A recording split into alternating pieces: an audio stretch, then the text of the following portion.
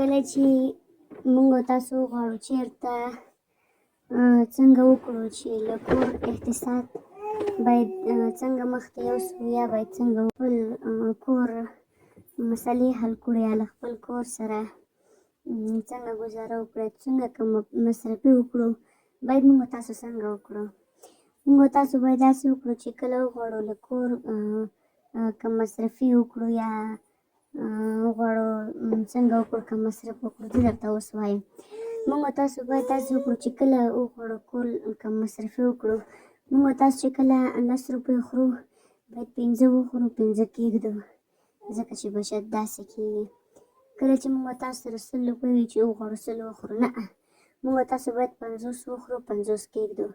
موږ تاسو چې کله وغواړو 200 راسره وي استعمال یې کړو نه موږ تاسو باید 100 وخورو 100 کېږدو ځکه چې دا ژوند دی. نن موږ تاسو ګوره دا نه نن موږ تاسو ښه شتمن یو ښه پیسه لرو ښه هر څه مال دولت هر څه لرو خو باور وکړئ سبا داسې یو حالات ته رسېږو چې بیا هېڅ هم موږ سره نه وي.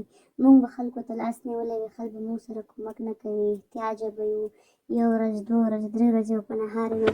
نو ولې له هغې نه مخکې موږ تاسو داسې سوچ نه کوو چې کله موږ تاسو سوچ وکړو چې باید څنګه وکړو کار روزګار وکړو یا څنګه وکړو کم مصرفي وکړو یا څنګه وکړو د کور کنټرول لاس کې ونیسو.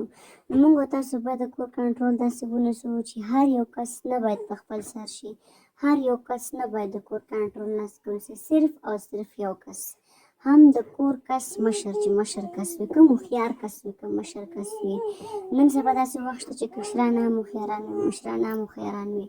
نن سبا داسې وخت شته دی چې مشران هم کمکلان وي کشران هم کمکلان وي خو یو نیم پکې بیا هوښیار پیدا کېږي. نو چې کوم هوښیار کس وي کوم په کم مصرفۍ باندې پوهېږي هغه باندې پوهېږي نو موږ تاسو باید هغه کس د کور مشر ونیسو د کور کنټرول باید ونیسي.